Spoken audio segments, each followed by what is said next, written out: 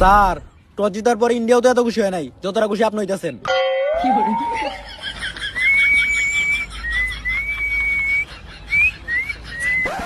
শালার, ম্যাচ তো জিততে পারি না, অন্তত টসটা জিততে পারলো মনে শান্তি দেওয়া পারতাম।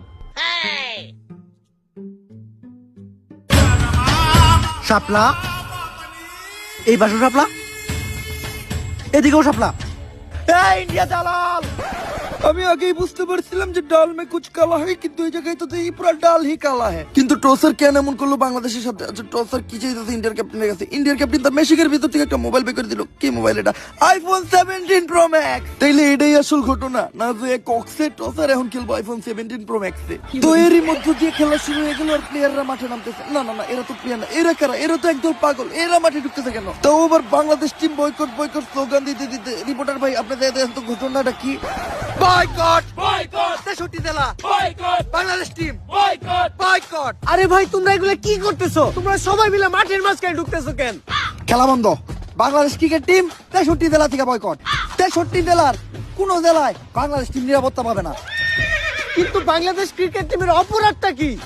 বাংলাদেশ টিমের ফ্যান ফলোয়ার আমার জাঙ্গিয়া চুরি করছে। কিন্তু ভাই, আপনি তো কোনোদিন জাঙ্গা পড়তেনি না। আরে বেডা, কিছু একটা কই এত দোষের তলে ফেলান লাগবো। আগামী 24 ঘন্টার ভিতর যদি বাংলাদেশ টিম আমার জাঙ্গিয়া খুঁজে বাই করে না দেয়, তাহলে বাংলাদেশ টিম বয়কট। কারণ যেখানে সেখানে দেয়া বাংলাদেশ টিমের ফ্যান ফলোয়াররা জাঙ্গিয়া চুরি করে বেড়াইবো, এইটা ড্যান্ডি হেলালের ফ্যান ফলোয়াররা কখনোই মাইনা নিব না। কিন্তু ভাই, সামান্য একটা জাঙ্গিয়াই তো, এটা নিয়ে তো কাহিনী করে কি আছে? কাহিনী করার কি আছে মানে? ডেন্ডি হেলালের জাঙ্গিয়া ওইটা মিনিমাম 50,000 টাকা বেচতে পারতাম। এই যে শার্টটা চাইলে 1 লাখ টাকা বেচতে পারবো। কোনো একদিন দেখবেন নিচের চুল একটা ধরে টান দিয়ে সিরা বেচলাম 5 লাখ টাকা রেকর্ড করবো, রেকর্ড। কিন্তু ভাই, একটা জিনিস বুঝলাম না, আপনার এই মূল্যহীন জিনিসগুলো কিনে কোন ব্যাক কলেরা? এই যে আমার লোকে যে ব্যাক কলের আছে রাই, এগুলার এক কথায় তুমি আমার সন্তানও বলতে পারো। কারণ এরা আমার কথায় উঠতে গেলে উঠে, বইতে গেলে বহে, চুষতে গেলে চুষে। চুষে মানে? আরে পা চুষে পা।